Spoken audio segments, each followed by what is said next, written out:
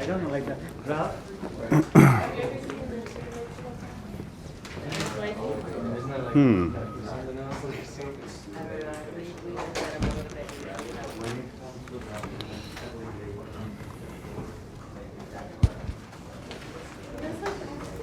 All right, everyone, how are y'all doing? Doing okay, doing okay. Ready for a 3-day weekend. Campus is closed tomorrow. All right, so we are going to move to the next section, which once we do it, you'll see is very much related to what we've already been doing. We want to put everything together now and just see what is the method that we now can employ to sketch a curve. All right, someone just hands us a function. You know, what are the steps that we can take using both what we know from college algebra and what we know from calculus to get a picture. So we're kind of imagining a day and age before computers, I guess, right now, right? I mean, you could argue that, you know, if the computer can do this, then what's the point, kind of? But we still need to understand that even the people who write the code in the computer are using this knowledge, right? Okay, so here's kind of a set of steps that we're going to do. There's 9 steps that we're going to do to sketch a function, and I'll jot these down on the side so that we can refer to them. First thing we're going to do is we're going to talk about the domain of the function. The second thing we're going to do is find any x or y intercepts. The third thing we're going to do is check for symmetry. The fourth thing we're going to do is find any asymptotes. And then we're going to find where the function is going up, where it's going down. Then we're going to find any local max and mins. Then we're going to determine where the function is concave up, concave down. And we're going to do inflection points here. I'll just put IP for inflection points. Number 8 is we're going to make a table. Okay, now this table part is the part that's going to be important for you to understand today. And then number 9, we're going to do a final sketch. All right, there we go. So those are the steps we're going to use. And let's just get right into this. I'll get your quizzes back to you. I put the grades in earlier today for those. And if you have any questions about your grade, just come talk to me during my office hours. It's difficult to grade these things. I mean, think about it. If a student writes the function down wrong, and then they do the whole problem right based on their incorrect function, then how much do I take off, right? I mean, it becomes very subjective. Or if someone does everything right, but when they factored the derivative, they factored it wrong, but everything is correct based off of that mistake. So there's some gray area, and if you want to argue for more points, come sit in my office and convince me, I guess. All right? I say that because I know students sometimes look at each other's quizzes, and I can already hear someone saying, oh, well, he took off, you know, he didn't take off that much for me. And, you know, it's nothing personal. It's just I have to judge, like, how big of a mistake that is or not. So, all right, first function we're going to do is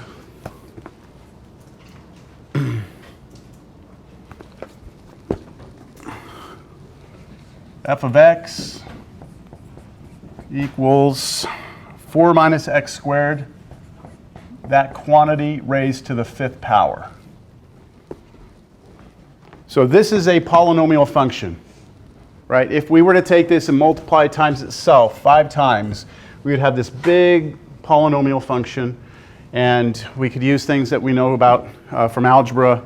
Polynomials we can determine, like left and right hand behavior using leading coefficient tests, and there's all these things we could do, but we are going to approach this from those 10 steps right there. All right, so first step is domain. So what can you tell me about the domain of this function? Everything. Okay, everything. So this graph, when I draw it, it should go in both directions forever. There should be no holes, no gaps, no vertical asymptotes, right? Everything's going to be nice, and that's because it's a polynomial function. All right, second step, symmetry. No. Oh, sorry, second step, x-intercepts and y-intercepts. Let's start with the x-intercepts. How do you find the x-intercepts of any function? Set y equal to 0. In this case, y is the left-hand side. So we're just going to set this thing equal to 0. So take 4 minus x squared raised to the 5th, set it to 0, and is that obvious to you, what the solutions are? Okay, maybe not. So I'll take the 5th root on both sides. What's the 5th root of 0? 0. So I still get 0 here, and over here I have 4 minus x squared, right? Just 4 minus x squared. And then now there's different ways. You could do difference of squares here if you want, or you can move the x squared to the other side. But either way, you should get to 2 answers, right? Plus or minus 2. So you take square root here, square root there, plus or minus. There's 2 answers. I did notice on the quizzes some of you had this. You did x squared equals 1, and then you only had 1 answer. And of course, that throws everything off because you only have 1 number on your x-axis instead of having 2. So your intervals are wrong, your test points are going to be off. All right, we good? We have 2 x-intercepts on this graph. Y-intercepts, how do we find the y-intercept of a function? So for x-intercept, you set y to 0, right? For the y-intercept, you set x to 0. So if I just plug 0 into that function, what do I get? So I'm really saying what's 0? What's the function evaluated at 0? Isn't that just 4 to the 5th power? 1044? 24. I was going to say that didn't sound right. Okay. So 1024. All right, that's our y-intercept. Okay, we move on. Third step, symmetry. Now, when it comes to symmetry, what we mean is when we draw this, is it going to be a reflection of itself or not? So let me just remind you of 2 functions that have symmetry. One function that's symmetric is sine x. If you look at sine x, if you look at it backwards like this, right? If I just reflect that over the y-axis, is it the same or not? Just flip it like this. Is it the same? Does it land on top of itself? Does not, right? But if I flip it here and then flip that over the x, is it going to land on itself? Yes. So this is called symmetric about the origin. If you flip here and then here. Do y'all see it flipping or no? Go over here and then rotate that. So this is called symmetry about the origin. But that's what you get when you are looking at odd functions. Remember even and odd? So an odd function is symmetric about the origin. Even function, an example of that is cosine x. And that looks like this. And if you draw it backwards, it looks like that. And that's reflection over the y-axis. It's exactly lays on top of itself, right? Yes? So this is symmetry over the y-axis, which is what happens when you have an even function. So what we're going to be doing here for symmetry is checking, do we have an odd function or an even function or neither? Because you can have a function that's neither odd nor even. Understand? So let's check first to see if it's odd. Is our function f odd? Okay, so what's the check for that? Anyone remember from college algebra what it means to be odd? Yeah, the power is odd. That would work if we have a polynomial. We could just look at the highest power.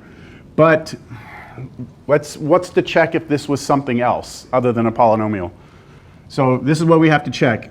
Is f of negative x equal to negative f of x? Does that look at all familiar to you? You go back to college algebra, break out your notes, dust them off. This is what we use to check for odd. So what I need to do is ask myself, if I plug a negative x into the function, is that the same as plugging a positive x in and then making it negative, putting a negative in front? So let me just check, is this true? So let's plug negative x into this. If I plug negative x in right here, it will be 4 minus negative x, but that gets squared, and then that gets all to the 5th, right? But what happens when you square negative? Positive. So this is really just 4 minus x squared to the 5th, right? That's what this is. The question is that the same as this? So what is f of x with a negative out front? Yep, so it's this thing, right? It's this thing, that's f of x, and then putting it negative. The question is, are these the same? So are those the same? These are not the same, right? Right now, if you plug a value in for x, these will not be equal. Right? Plug in 0 here, you can get 4 to the 5th. You plug 0 in here, you can get negative 4 to the 5th. So this is not an odd function. Understand? Okay, is it even? So what do we check for even? So the answer here is no, it's not. So we don't have symmetry over the origin. It's not like flipped over and then flipped over. That doesn't happen. So is it odd? Is it even now? So the check for that is f of negative x equal to f of x? So are those the same? So we've already figured out what that is, right? That we did over here. That's this. Is that equal to f of x? Is it? Yeah. Yes, they are. They're exactly the same. Which means that we have symmetry over the y-axis, right? So whatever happens on the right-hand side of the y-axis, it should just flip over to the left side. Does that make sense? Does it have to be one of them? No, it can be, you can have even, odd, or neither. Okay? And most of the functions that we will deal with are not going to have these. But we want to check because it just reassures us that when we're done drawing it, it should look like a reflection of itself. Okay? All right. So it's kind of like with lines. You know, you can have like lines are either like they can be parallel, they can be perpendicular, or they can be neither, right? This, you can have a function that's odd, even, or neither. All right. Step 4. Asymptotes.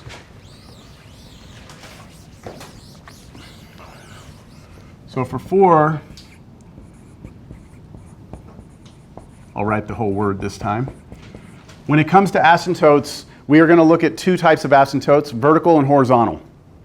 So let's talk about vertical asymptotes first. Where do vertical asymptotes occur? Think back to college algebra when we had rational functions, right? Or even like like tangent and secant and cosecant, those functions had vertical asymptotes. Those always occurred when the denominator was 0, right? If we had like a fraction, if the denominator was 0 and the numerator wasn't, then you get an asymptote there. So we look at this right now, and does this even have fractions in it? It doesn't, right? You're never going to get division by 0 here. So that means we will have none, right? None. No vertical asymptotes, just by a visual inspection. All right? Next thing is horizontal asymptotes. Horizontal asymptotes are telling you what's happening as you go out that way forever and as you go out that way forever, right? So the way we're going to do that is by using limits. We're going to say to ourselves, okay, let's figure out what happens as we go that way forever, which means what's the limit as x goes to infinity of my function? Right? Does that make sense? That is basically us asking ourselves, if I let x get real big and go that way, where does my function go to? Right? So what does happen here? As x goes to infinity, this becomes infinity squared, right? So 4 minus infinity is going to be negative infinity, right? And what happens if you take negative infinity and raise it to the 5th power? It's still negative, and it's huge, right? So do you all agree that this is headed to negative infinity? Okay? That means that when I draw this and I go out that way, this thing is going to start going down, right? Now, what happens if I go that way? This time, let's go to negative infinity. Does anything change? No, because if I take negative number here, right, and square it, it's going to become positive. And then I'm going to do 4 minus that. So I'm still getting a huge negative number in here, and then raising it to the 5th power. So I still have the same behavior, don't I? Negative? Yes, but remember, you're squaring, you're doing this first, right? So give me a huge negative number and square it. That's positive now, right? 4 minus that's negative. So negative number to the 5th power is still negative. So negative infinity. I feel like I'm going fast. Are y'all okay?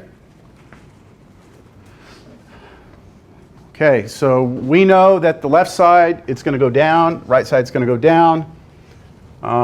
We got some idea of symmetry. We know where the x-intercepts are. We know where the y-intercepts are. We know the domain, and now the calculus comes in. So now it's time to take some derivatives. So I'm going to need for step 5, I'm going to need the first derivative. And for step 7, I'm going to need the second derivative, right? So let's just crank those out real quick. Let's get our first and second derivatives up here so I can work with them.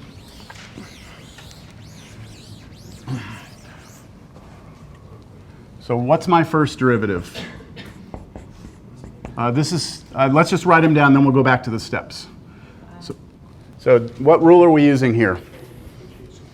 Chain rule, right?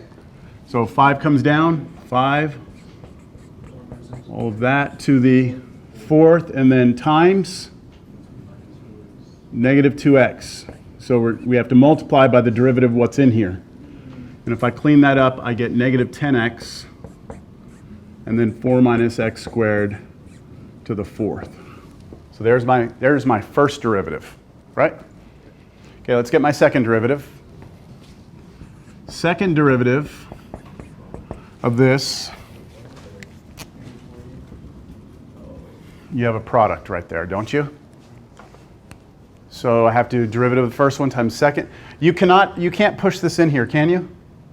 No, you cannot, all right? You are not allowed to push that negative 10x in because order of operations says you have to do the exponent before multiplication. So we are stuck with product rule here. So derivative of this, right, times that, plus derivative of this, which is another chain rule, isn't it? The 4 is going to come out. 4 minus x squared to the 3rd, and then times the derivative of what's inside, negative 2x, and then times negative 10x, finishing off the product rule. So that looks pretty bad, doesn't it? Let's clean it up. It's weird, like my ears are ringing right now. I'm not sure what's going on. Okay, so that's the first part. Let's put all this together. I can put these together with the 4. So that should give me a positive and the 4. So positive 80x squared. And then 4 minus x squared cubed. Y'all agree? Okay. So there they are. There's my first and second derivatives. I can continue to work with that, but I think that's a pretty clean version of it right there. Would you agree? Yeah. That's my second derivative. And this is my first derivative. So now, step 5. I need to figure out where my function is going up and where my function is going down. So I need to take the derivative, set it equal to 0. I also have to look at where the derivative doesn't exist, right? But that's not a factor because it's polynomial. So I don't care about that part. But in another problem we'll do today, that might actually come into play. All right, so take the derivative. First derivative, negative 10x times 4 minus x squared raised to the 4th, and set it to 0. The good news is that that's already factored, right? That's already broken up, so there's multiplication. So all I have to do is set negative 10x to 0 and set 4 minus x squared to the 4th equal to 0. So I set each factor equal to 0. This has an obvious answer, yes? 0. And this one, we kind of already did this one earlier, didn't we? 2 and negative 2.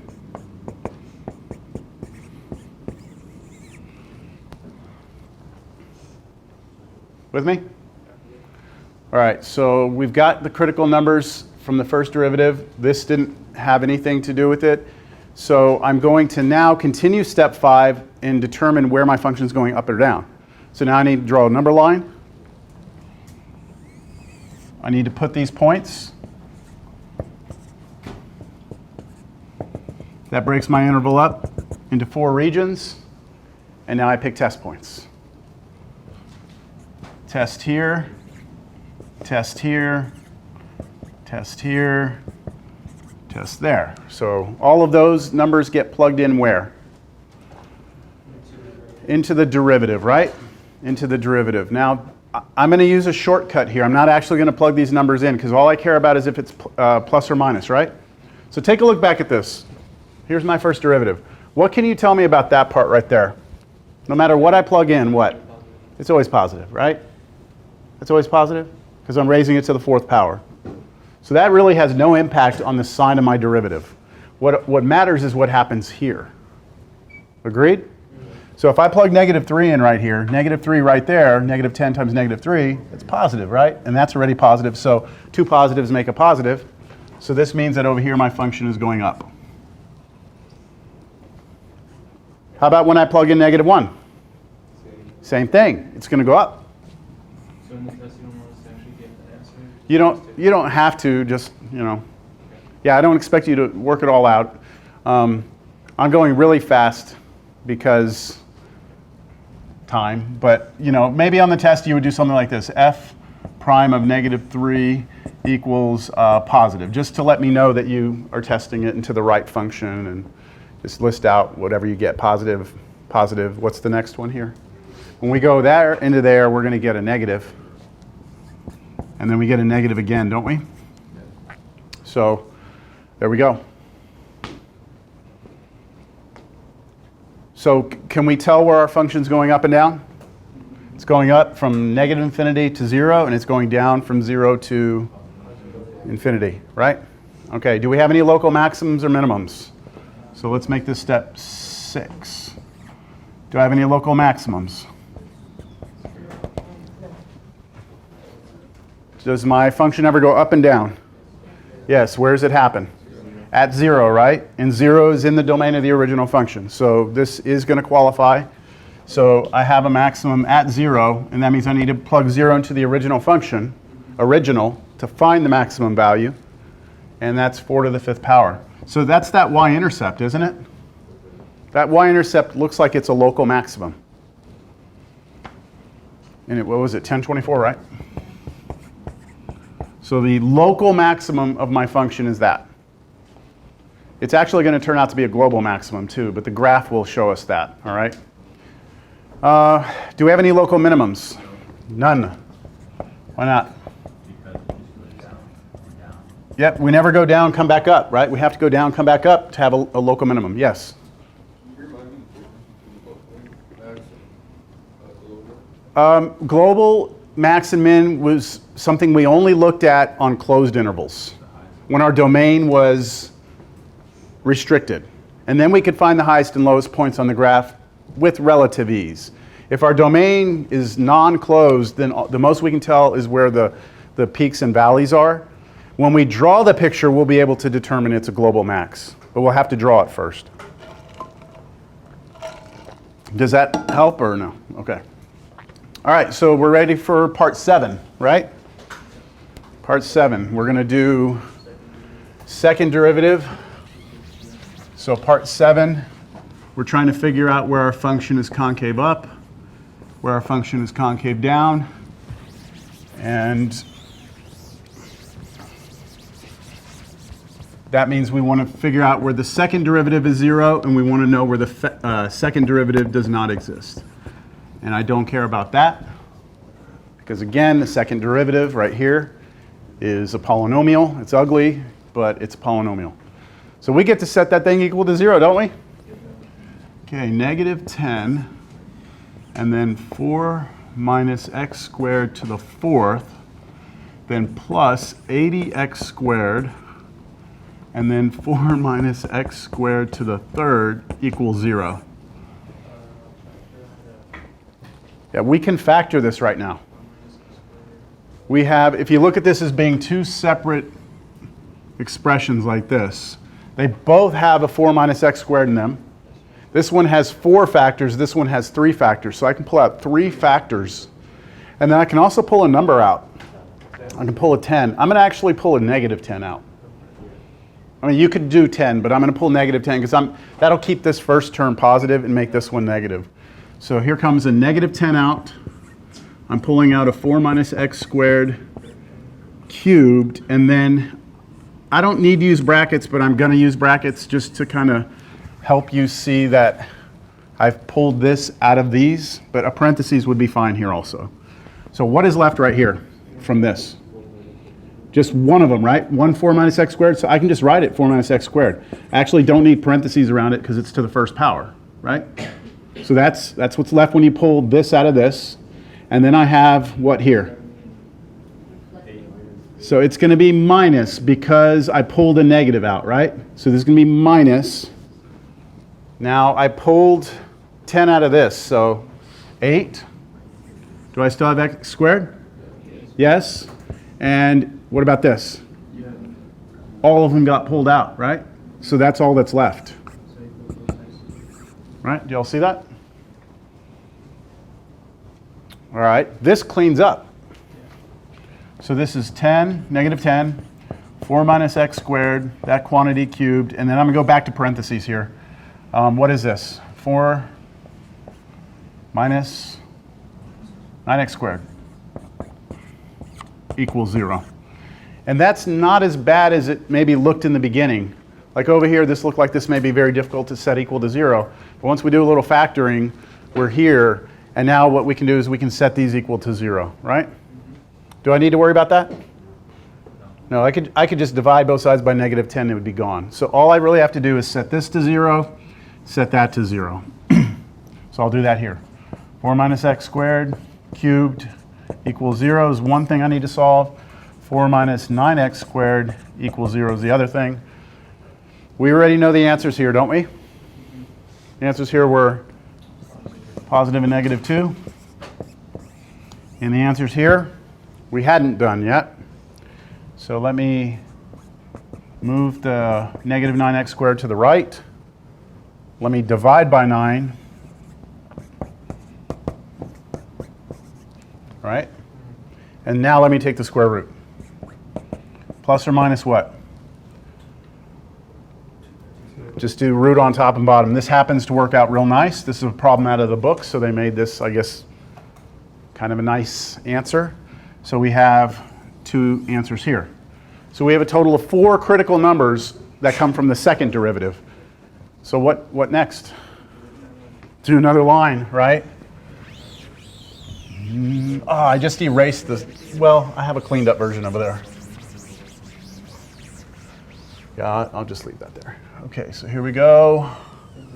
I have, let's see, plus or minus 2, right?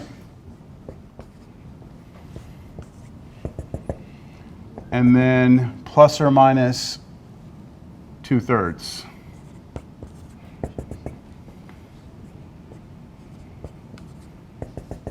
And just make sure you have those in order, right? Like if you accidentally put negative 2/3 over there, then that's wrong. You need them in the correct order. Yes? So we won't consider 0? 0 was not a solution. Remember, this right here is just negative 10. It's not negative 10x. If that was negative 10x, then yes, we would have 0 also.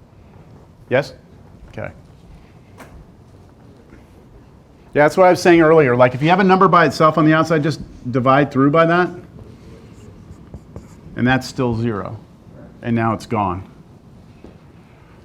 All right, ooh. 5 test points. Negative 3. Yeah, you've got to make sure you get something between here and here. Okay, it has to be between here and here, else you're wasting your time. So negative 1 will work. And then here's a good one, 0, right? 0 is a really good one between those two. And then 1 here. And then over here, 3. And where do those go? Into the second derivative, right? Into the second derivative. Now, when I go back and look at all the work I've done, I'm going to erase everything except that second derivative when it was really cleaned up, which was right there, before I set it equal to 0. That second derivative, I had done all the factoring on it, right? And I like to work with the derivatives when they're completely factored out, because this makes it easy for me to determine, like, what's positive, negative. So we know this is always negative, right? So we're always going to have a negative out front. Then times this, we have to figure it out, okay? So let's just plug in our first test point, which is negative 3. So I plug negative 3 in here. Let me do this. f double prime of negative 3. We get the negative first from the negative 10 times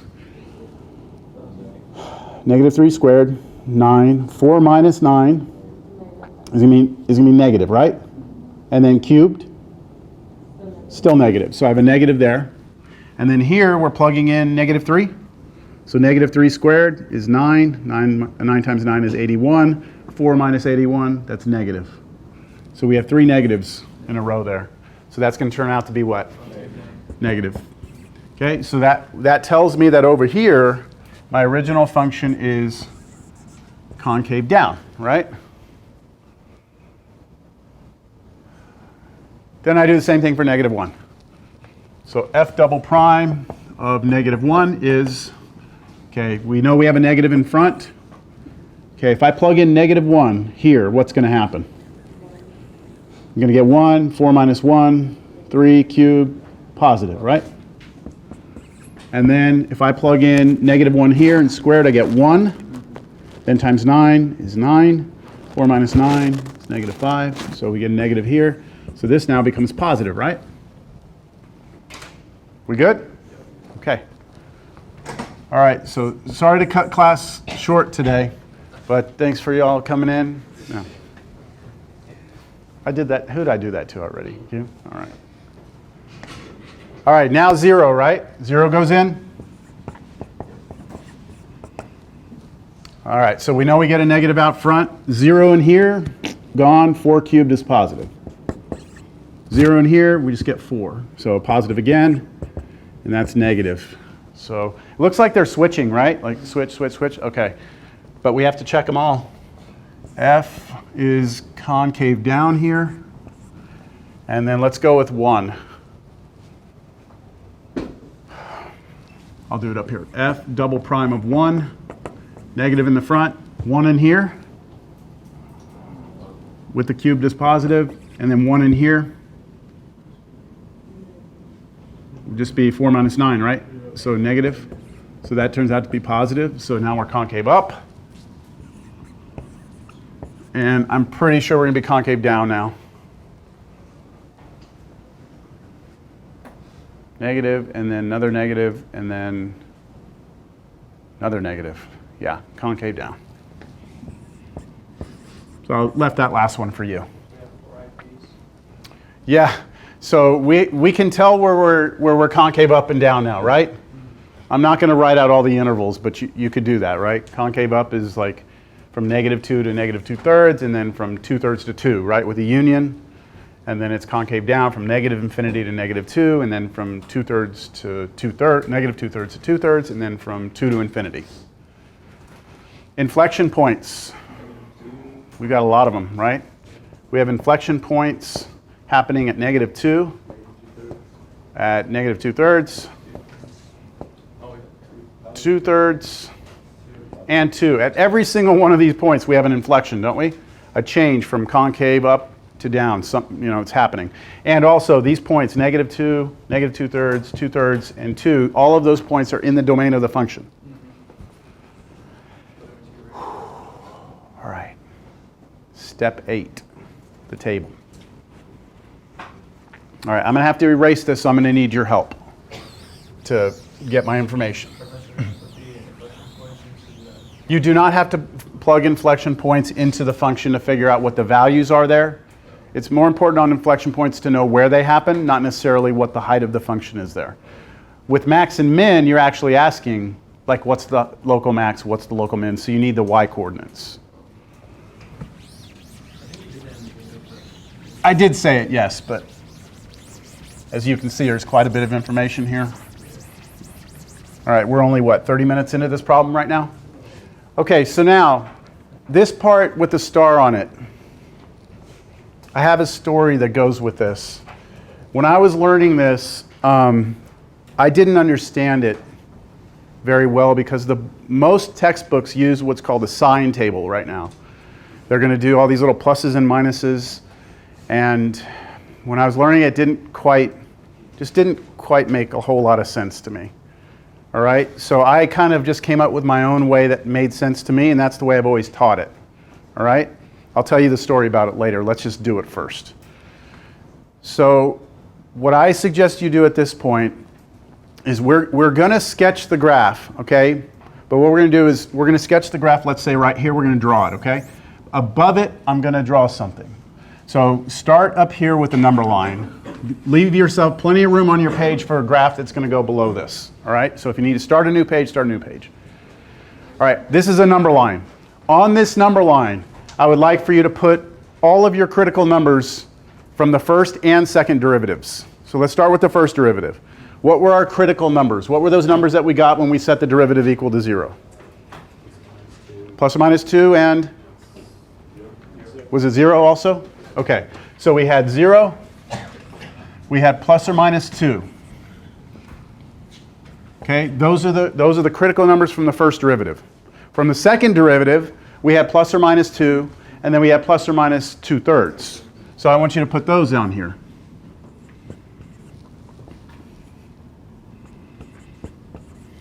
All right? Now what I like for you to do, and this is where things get way different than anything you'll see in a book, is I want you to create a chart. Okay, so just from those, I'm not using dotted lines this time, I'm using straight lines, solid lines. I'd like for you to create a chart here where above your number line you have 3 rows. All right?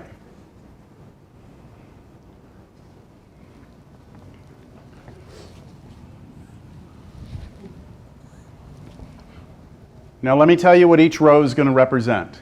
The first row, we're going to put all the information that we know about the first derivative on the first row. On the second row, we're going to put all the information we know about the second derivative. And on the top row, we're actually going to do the information on f, which is the thing we were trying to graph, right? All right. So let's start with the first derivative. Go back to the picture we did earlier, because we drew a number line, didn't we? And we had up and down arrows. What did I have? What were the points on there? It was -2, 0, and 2, right? So -2. To the left of -2, what did we have as an arrow there? It was up? Okay, what happened when we went past -2? In between -2 and what was the next one? 0. Between -2 and 0, what did we have? It was still up? So I want to put an up arrow here and here. You see that? I filled it all the way from -2 to 0. I did 2 up arrows. And now from 0 and then it went to 2 again, right? It was downs? Down. So I'm going to go down, down. And then what about after 2?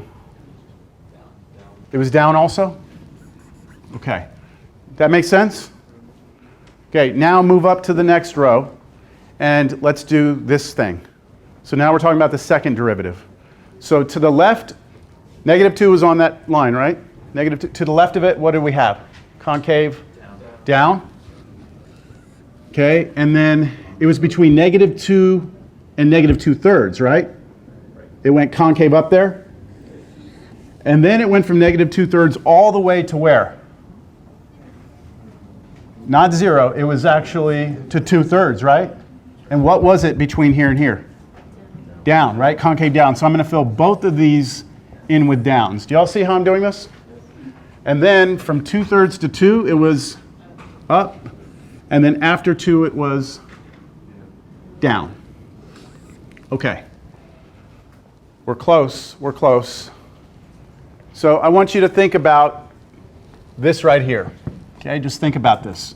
If I tell you that your function must be going up, but you also must look like a frown, then which side of the frown are you on? You're on the left side, right? It's almost like there's 2 possibilities here. If I give you a frown, you could be on either side of the frown. One of them you're going up on, the other one you're going down on. So if I tell you have to go up, then we have to look like that side over there, right? So what I can say is that the original function to the left of -2 looks like just the left side of a frown. Okay? And we're going to do that for every single one of these. So what about this one? You have to be going up a smile. Which side are you on? Right side, right? Because here you're going down, it's over here that you're going up. So it must look like this over here. Make sense? No, that's exactly wrong. That's exactly the opposite of what I just said.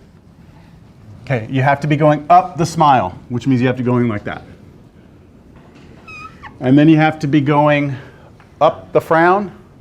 So left side again. And now we have to go down the frown, which means which side are we on?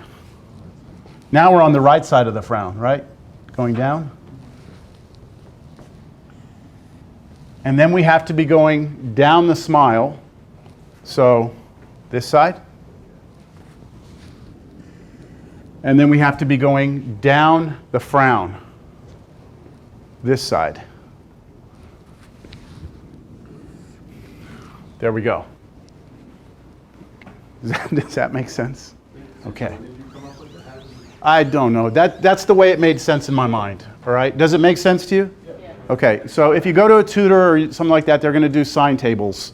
I think they're confusing, but you know, whatever. You have to make it make sense to yourself, right? So that's the way it makes sense to me. So here's what I can tell you. If I start drawing this, here's what it's going to look like. Just watch me. I'm going to just start connecting these together. It's going to go like, don't do this. Don't draw this. But here's what I can tell you so far. It's going to go like that. And it's going to go like that. It's going to go like that. Oops, I should be trying to line those up a little better. Hold on. Let me just kind of imagine that these are the actual values. So just mentally thinking through this. It's going to go like this until I get to here. It's going to go like that.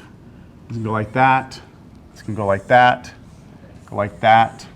Go like that. Basically, that's the picture. The only thing that we need to do is figure out exactly where these points are. So how do you think I can figure out exactly where these points are? Just plug those into the function, right? Like if you plug each of these values into the function, you will have hard points to work with, won't you? And you'll be able to know where to draw your actual curves to. So that's what we're going to do to graph it.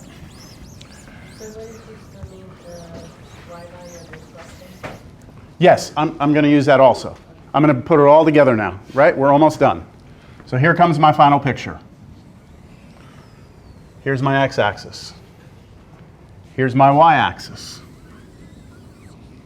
All right. What I'd like to do now is plug each of these values into the original function. So I want to know what f of negative 2 is. I want to know what f of negative 2/3 is.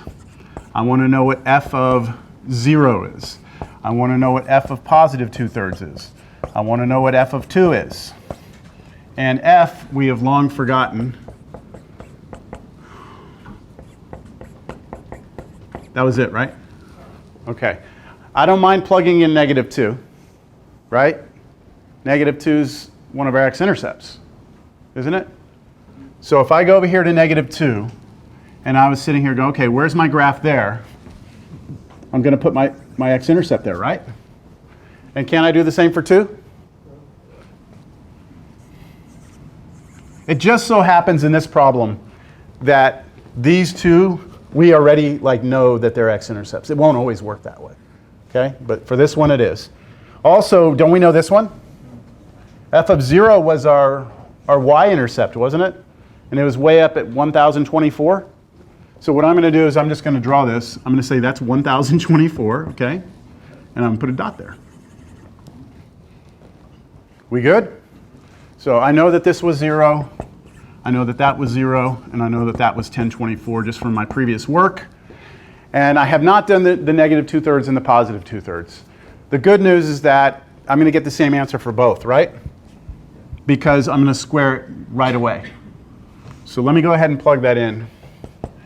If I go 4, take away negative 2/3, and then square it, and then take that to the 5th power, I'm going to have to erase this after I'm done. This is 4, take away what? 4/9 to the 5th. And now I could try and get a common denominator, or I could just get my calculator out. Let's 5 what? 68.25. Is that okay? So you just did 4 minus 4/9 and then raised it to the 5th. Okay. So we'll get that for both of them. Same thing here, right? Okay, I'm going to erase this. So this is 568.25 according to Jace. We trust Jace, right? Well, you don't trust anybody, right? Okay, so you said that. You verified it? Now you're included for just this though, just that answer. That's the only thing. All right, so that means if I go to 2/3, watch, I'm going to come straight down from 2/3, right here, and straight down here, like this, negative 2/3. I'm going to put points at 568.25. So, if that's 1,000, 568 somewhere in here, I put a point here, I put a point here, like that. Okay, let's just run through everything one more time. Domain, when I draw this, it should go in both directions forever. X-intercepts and Y-intercepts should be plotted, but I already have them here, right? The X-intercepts and Y-intercepts are here. Symmetry, this thing should look like a mirror image of itself over the Y-axis because it was an even function. It looks like it's going to, right? Vertical asymptotes, we had none. Horizontal, what was it doing as we went out the ends? Negative. It's going down, right? It's going down when I draw it. And then everything else I think is here. So now you're back in kindergarten. You're just connecting dots now, okay? So I'm going to start here, right here, and to the left I have to look like that. So I'm just going to, and I'm putting an arrow, and that follows what I'm supposed to be doing, right? And then from here to here, it looks like this. Then from here to here, it looks like that. And then like that from here to here. And then from here, looks like this. And then from there, it's that one. There it is. 45 minutes later. Yeah, that's why I said I can only give you like one of these, It's a lot of work, right? Yeah. Yes. So, your accurate sketch or your accurate graph Yes. is pretty much on par with your speculative sketch? Yes. Your table? Yes. You just sketch the table? No, because this particular one, too many things went good for us. We had x-intercepts already. You need to have, these don't always have to be your x-intercepts. Like this 2/3 was up here, right? You need to know where it is, like relative to the other points. Because the whole idea is that we want an accurate graph, right? This is an accurate graph. This is not like college algebra. In college algebra, you could do a polynomial function. You could find the x-intercepts in college algebra. You could tell me the left side goes down. You could tell me the right side goes down. You could even figure out whether or not you cross through or like bounce off of these points. But what you could never do is tell me how high these were. And you could also not tell me like where it switches, like anywhere you have inflections. You couldn't do that in algebra. Now, this is super accurate. I can tell you exactly where inflection points are. I can tell you exactly the maximum. I can tell you where this thing's increasing, decreasing, right? There's a whole lot of information here. If we go to the computer and ask it to graph, I think you will maybe, let's see with this one, you'll maybe appreciate what we have. Okay, so look at that. Can y'all see that okay? I'm going to zoom out. I mean, there's a problem because the scale is so different, right? Like the scale this way and this way. So I would have to adapt the scale to make it look like ours. But if you just type that into a graphing utility, you don't get all the information we have, right? You don't get all of that. It's hard to look at that picture and tell me where the inflection points are, right? You can't look at that and tell me where the inflections are. You can tell me maybe where the maximum is. You got to go way up there to 1024. So maybe I adjust my window. Maybe I make this go from -10 to like 1050. Maybe I should make that -100. Maybe -1000. Better.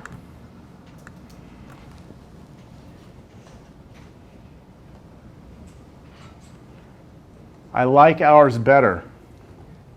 I like ours better. Okay, so, all right, it is what it is.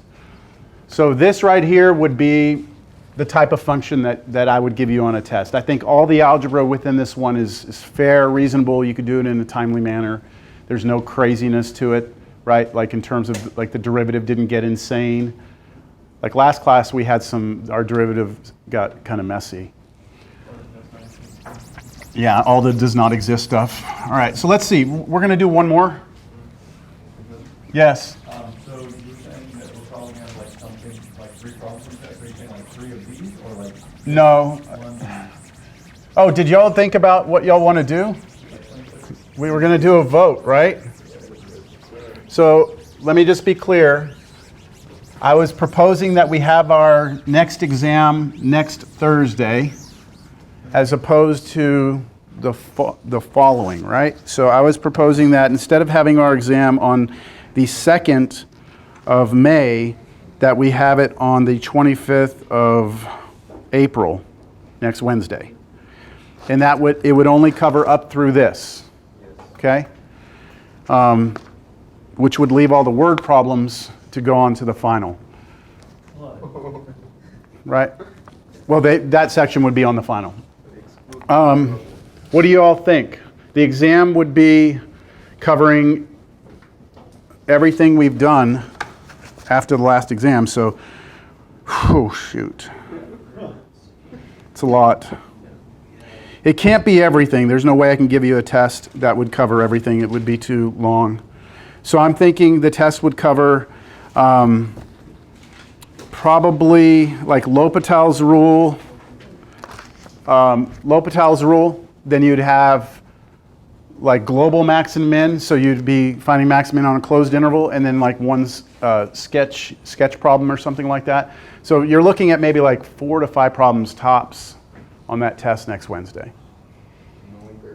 Pardon? Thursday, sorry, next Thursday. So let's just get a feel. How many of you feel like you'd like to see the exam on Thursday and not have the word problems?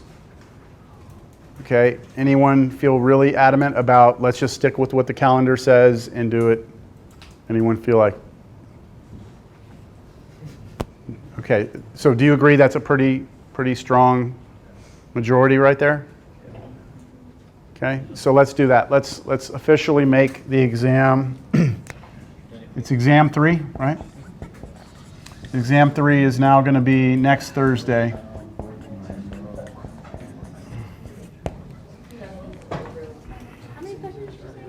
I'm thinking 4 to 5. Let me have the weekend to put together some sort of template for you. I think I need to get some idea of what the test will look like myself before I can tell you like how many problems. So, all right. A problem like this, I mean, obviously there's a lot in here, right? I mean, there's a lot of things you have to do right to get a problem like this right.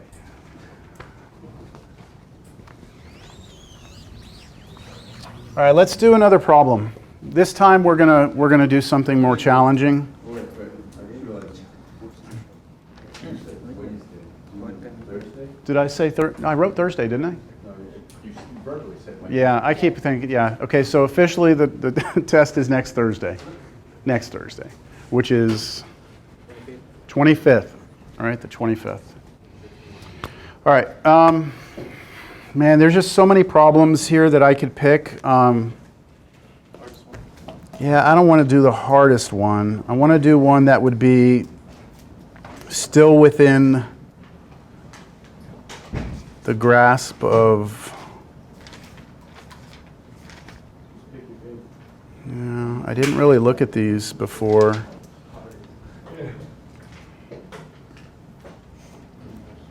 I mean, I think it would be worth it for us to graph a function that you're not familiar with what it looks like. You know what I'm saying? Like, this is a polynomial. Like, you kind of knew already it was going to do this sort of thing. Like, what about something that doesn't behave that way? Are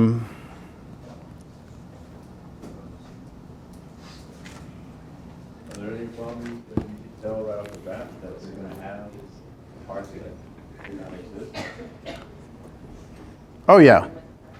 Oh, yeah. I'm just trying to figure out which one I want to do. So the homework problems give you a good sample. I'm trying to do something that's not a homework problem. but is still worth it for us to do. I looked at all these before class, and I told myself I'm going to do this one, but now I'm changing my mind. I'm just curious to see. All right, I may regret this. I don't think I've ever done this one in class, or I don't think I've ever done this one, so let's do this one.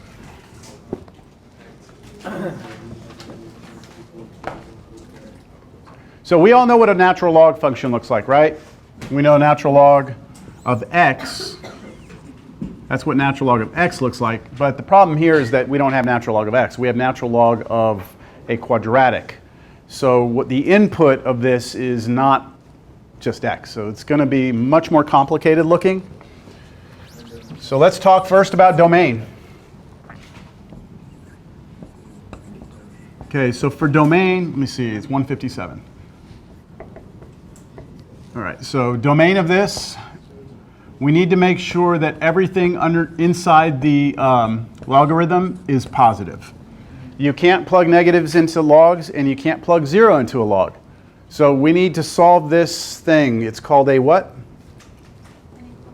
Inequality. What kind of inequality? Quadratic inequality. And we did one of these last class, didn't we? I said the way you do these is you first set it equal to 0. And then you do your best to see if you can find a solution to that, which I think we can. We can factor it. Minus 2 minus 1. Okay, and this is going to give us two numbers, 2 and 1. Okay, those numbers cannot be plugged into this, right? Or else we have a problem.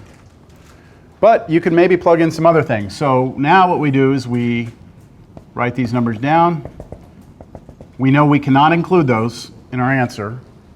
But what about everything else? So test points again, right? So this is kind of like what we do with the derivatives. We're kind of doing the same thing here with the domain.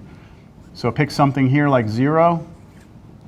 And then let's say 1.5. And then 3. And what am I looking for? That when I plug those in, I get what? I need a positive answer, right? Like when I plug 0 in to that, I need that to be true, right? Which means I need this side to be positive. Do y'all agree with that? So y'all could plug those in, couldn't you, and check each one? There's a little bit of a faster way to do this. Let me show you a faster way. Would you all agree that these two numbers represent the x-intercepts of that parabola? Yes? And this parabola opens which way? Up, right? So if I asked you to graph this, you would know that you had two x-intercepts and it opened up, right? And what I'm interested in is knowing when that parabola is bigger than 0, which happens outside, right? Not in the middle. In the middle, it's below 0. So it's negative in here. So without even testing points, if you know that the parabola goes through like that, then you know that that works and that works. Does that make sense? If you don't like that idea or if you don't get that, then just plug in the test points. So my domain is what? From negative infinity to 1 union to positive infinity, and that is non-inclusive, right? We are not allowed to plug 1 in, we are not allowed to plug 2 in. If we do that, we get 0, and 0 can't be plugged into a log. All right, so we have a picture that way, left of 1, we have picture right of 2. We don't have anything between 1 and 2. Okay, let's go to step 2, x-intercepts. So what do I do to find x-intercepts? Set the entire function equal to 0. Uh-oh. How do you solve that? Yeah, if you're going to try and solve for x, you got to get x out from the natural log, which means we're going to apply e on both sides. So if I do e to the natural log of x squared minus 3x plus 2, and e to the other side like this, the left side becomes what? X squared minus 3x plus 2, right? The e and the natural log are